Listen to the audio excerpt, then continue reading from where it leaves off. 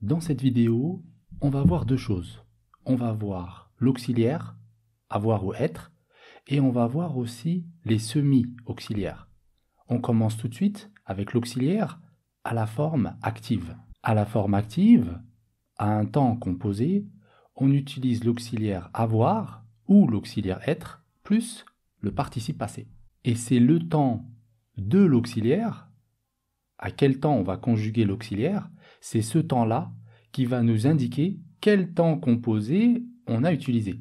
Alors, je vous donne quelques exemples pour bien comprendre. Regardez, par exemple, à un temps composé, si l'auxiliaire est au présent, c'est le passé composé. Par exemple, j'ai mangé un fruit. Et si l'auxiliaire est à l'imparfait, alors le temps composé, c'est le plus que parfait. Par exemple, j'avais mangé un fruit. Vous voyez, quand je dis j'ai mangé, l'auxiliaire, il est au présent, j'ai. J'avais mangé, l'auxiliaire est à l'imparfait, j'avais mangé. Et si l'auxiliaire est au conditionnel, alors c'est le conditionnel passé. J'aurais mangé un fruit. Et si l'auxiliaire est au futur, alors le temps composé, c'est le futur antérieur. J'aurais mangé un fruit. Alors vous voyez la différence entre les deux, entre le conditionnel passé et le futur antérieur. À l'oral, ça se prononce de la même manière. J'aurais mangé, j'aurais mangé. Mais à l'écrit, vous remarquez que au conditionnel passé, j'aurais AIS. Au futur antérieur, j'aurais AI. Car, je vous le rappelle, pour conjuguer un verbe au conditionnel, on garde le radical du futur et on ajoute la terminaison de l'imparfait. Donc l'interminaison de l'imparfait avec je, c'est AIS. Et pour le futur antérieur, c'est la terminaison de l'imparfait avec je, c'est AI. Donc ça se prononce de la même manière, mais c'est pas la même orthographe. Alors maintenant, on va essayer de voir un petit peu la différence entre l'auxiliaire avoir et l'auxiliaire être dans les temps composés. Alors la première chose, première information, c'est qu'on utilise beaucoup plus l'auxiliaire avoir. L'auxiliaire être, on ne l'utilise pas beaucoup. Par exemple, nous avons terminé notre travail. C'est dommage que vous n'ayez pas pu venir. Il aurait dû sortir plus tôt. Ici, dans ces trois exemples, j'ai utilisé l'auxiliaire avoir. Alors, une petite remarque ici. Quand je dis « c'est dommage que », après « c'est dommage que », on utilise le subjonctif. C'est dommage que vous n'ayez pas pu venir. Bon, ici, c'est le subjonctif passé. J'ai l'auxiliaire avoir ici qui est conjugué au subjonctif. Une autre remarque avec la troisième phrase, il aurait dû sortir plus tôt. Il aurait dû sortir plus tôt. Donc, il aurait dû, on voit l'auxiliaire avoir est conjugué au conditionnel. Il aurait, et après on a le verbe devoir, le participe passé de devoir, dû. Il aurait dû. Donc là, avec le verbe devoir, au conditionnel passé, on exprime un regret. On exprime ici un regret. Il aurait dû sortir plus tôt. Soit un regret ou soit un reproche. On peut faire aussi des reproches. Il aurait dû sortir plus tôt. Oui, là je fais un reproche. Ou bien on regrette. Ah, il aurait dû sortir plus tôt. On aura l'occasion, bien sûr, d'étudier tous les temps avec la valeur des temps. Quand est-ce que j'utilise le conditionnel?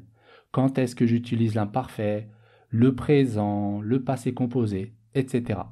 Mais pour l'instant, on reste sur l'auxiliaire et le semi-auxiliaire.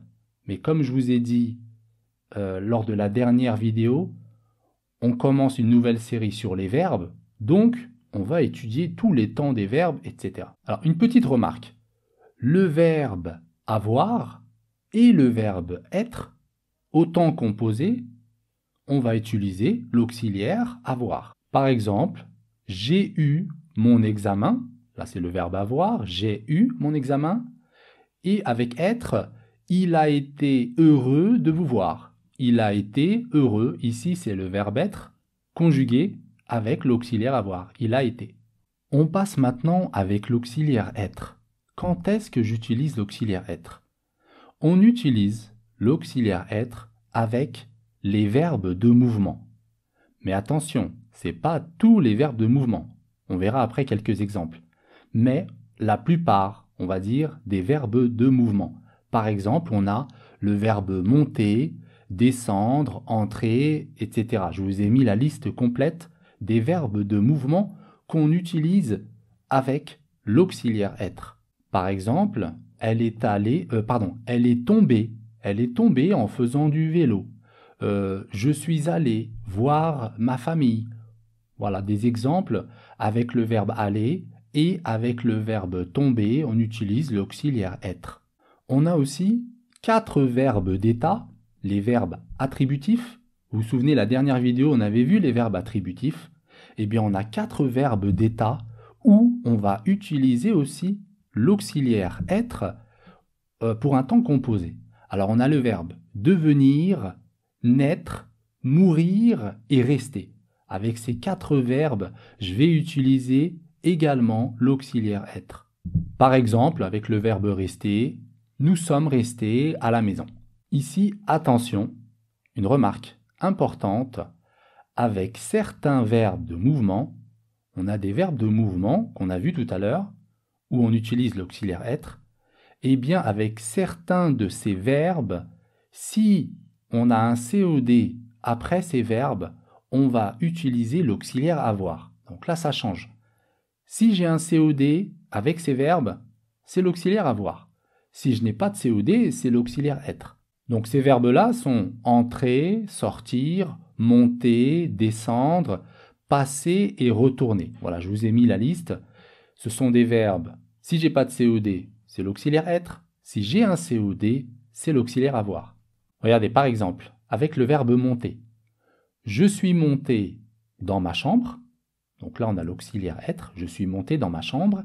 Et j'ai monté la valise dans ma chambre.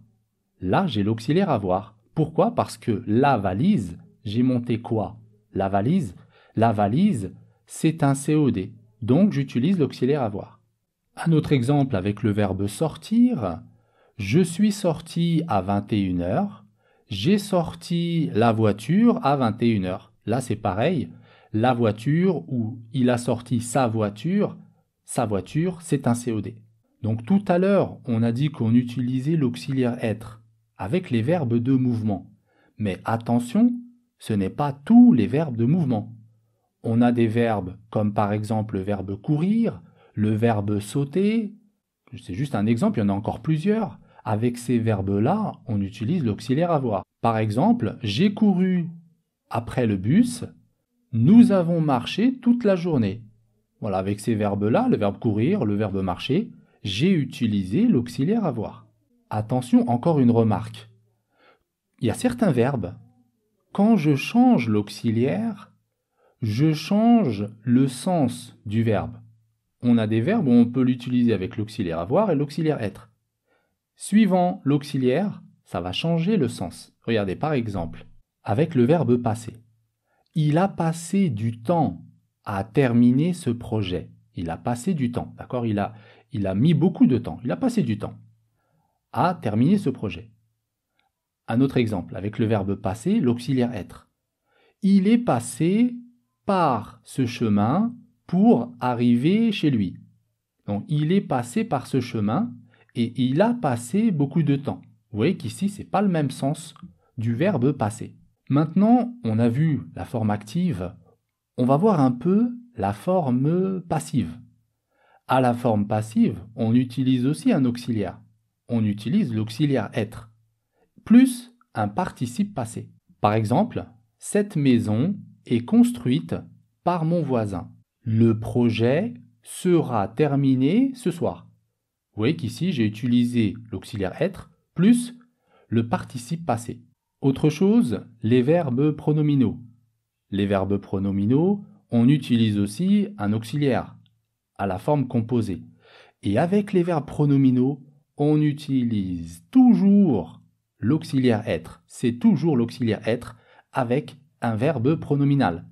Vous savez, le verbe pronominal, c'est un verbe avec un pronom réfléchi juste devant le verbe, comme se lever, se promener, s'informer, s'appeler, etc.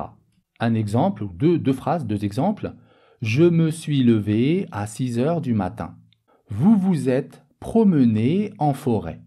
Vous voyez qu'ici, à un temps composé, là on est au passé composé, j'ai utilisé l'auxiliaire être.